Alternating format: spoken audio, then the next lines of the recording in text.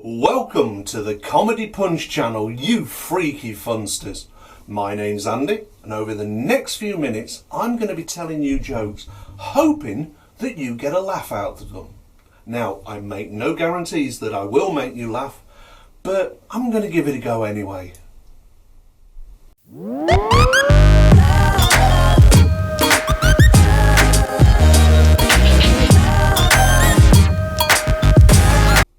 Now, before I start this video, I just want to make a couple of apologies. One, if you hear any outside noise, I am filming this in my shed. Yes, it really is a shed that I'm sat in. And I've got some trees quite close to the shed. With the wind, it makes some noise on the roof. At some point, I've got to get up there and cut them back. Secondly, is the quality of these videos.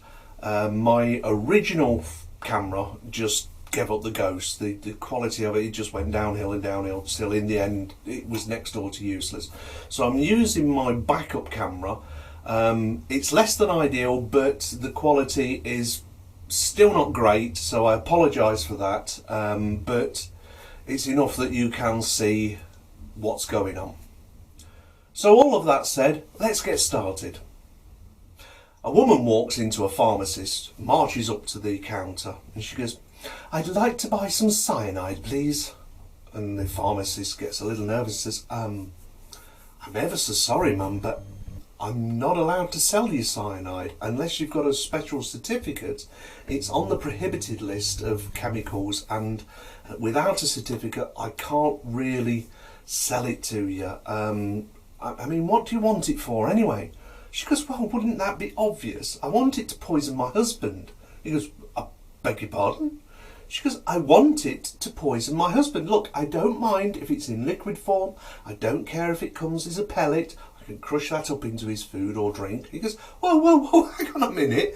I really can't sell it you now. I mean, I couldn't sell it you before because it's on the prohibited list and you don't seem to have a certificate." He says, "But now that you've told me you're trying to get hold of cyanide so that you can poison your husband, I'm afraid I'm going to have to contact the police and tell them your intentions." And she goes, "Oh, I see, you're going to be difficult, are you?" He goes, "No, madam, I'm not trying to be difficult. I'm just saying that I can't sell you cyanide without a certificate, and now that you've told me, I really have got to call the police." And she goes, "Very well then." And she reaches into a handbag and pulls out a piece of paper. When she turns it round, it's a photograph. And on the photograph is a picture of her husband screwing the pharmacist's wife. And the pharmacist goes, "Madam, why didn't you say you had a prescription?" You won't want anything to eat to drink in that whole sandwich. So let's carry on. So this farmer he's in his 50s. He's worked pretty much since he were a lad on the farm, but as he's grown older, he realises, I've got no one to leave my farm to. I've got no sons, daughters. So he sells up, but he's too young to retire. So he decides to become a healer, complete change of career.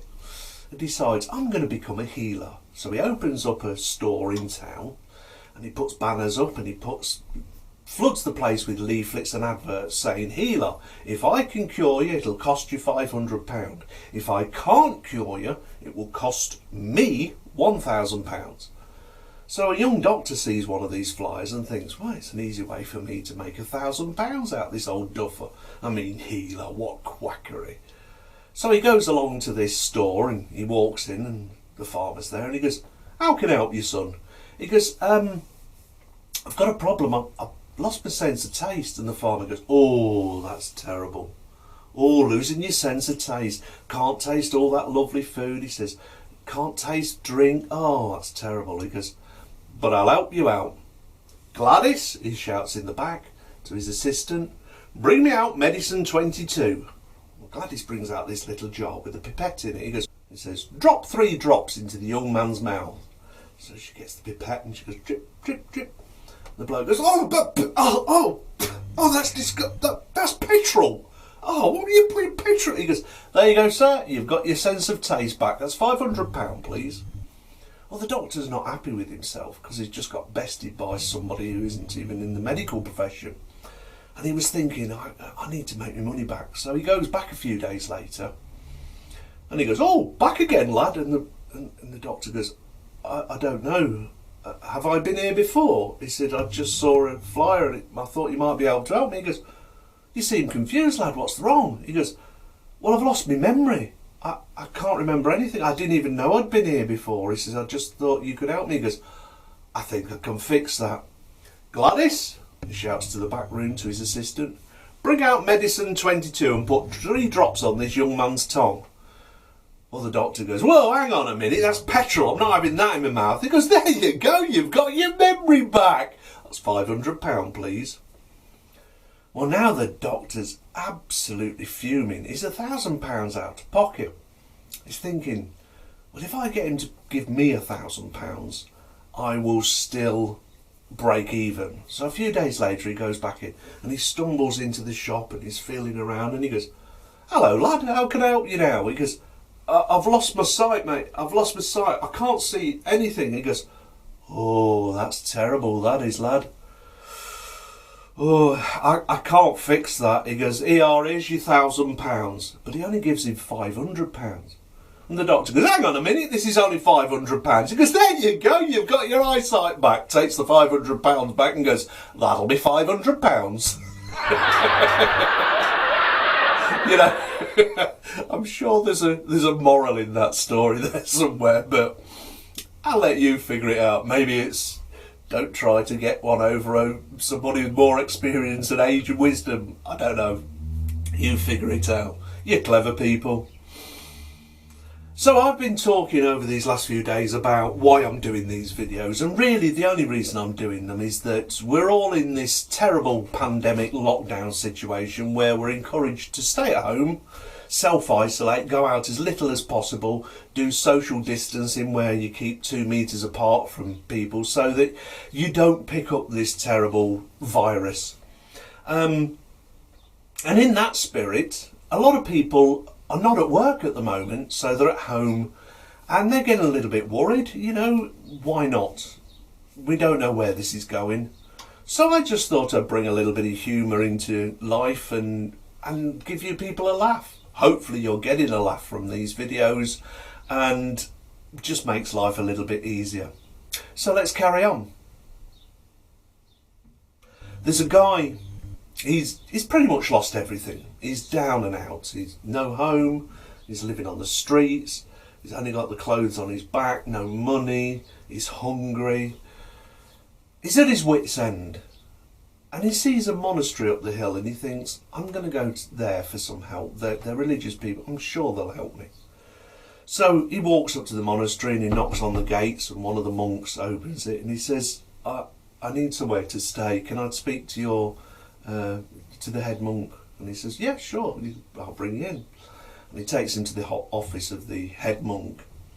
And he tells him his story about his down and out. And the monk says, "Well, what do you want us to do?" He says, "If you let me stay here for food and board, I'll do handyman jobs around the place." He goes, "Well, most of the monks do the work." He says, "Yeah, but that's gardening and, you know, things like that." He says, I can fix roofs, I can do plumbing, I can, you know, I can turn my hands to most things, although I haven't got a specific trade, you know, I'm pretty good." He goes, "Well, I don't know, I can't pay you." He goes, "No, I don't need any money. I'll never ask you for money.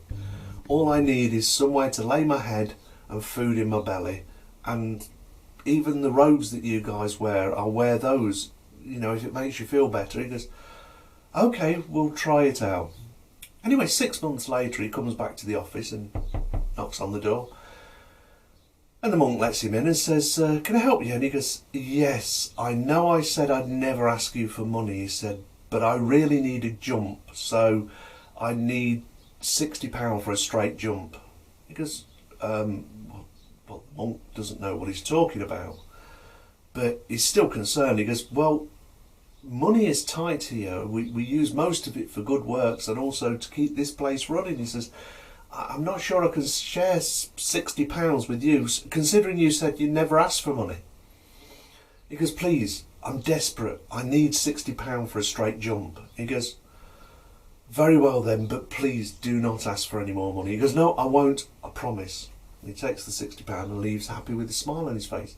Well, he's still worried, the monkeys. He's thinking, what is a straight jump? So a few days later, he's having a meal with the Sister Superior from the local convent. And he thinks, I'll ask her. She deals more with worldly matters. They work in the community where we isolate ourselves. So he says, Sister, can I ask you a question? She goes, of course you can. He goes, what's a straight jump? She goes, well, it's £60, the same as it is in town.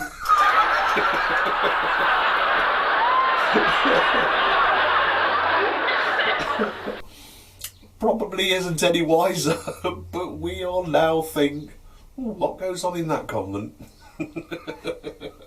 Naughty girls. Listen, I hope you are all keeping yourself safe.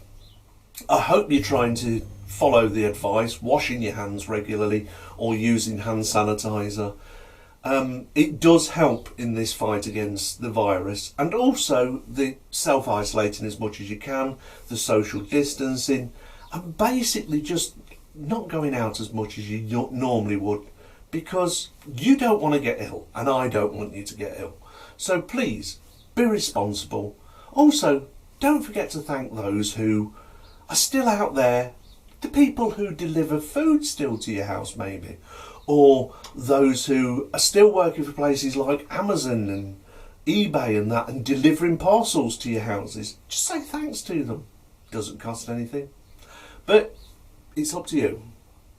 Anyway, you stay healthy, you stay happy, and come back next time for another giggle. Bye bye now. Oh, this you crazy mother.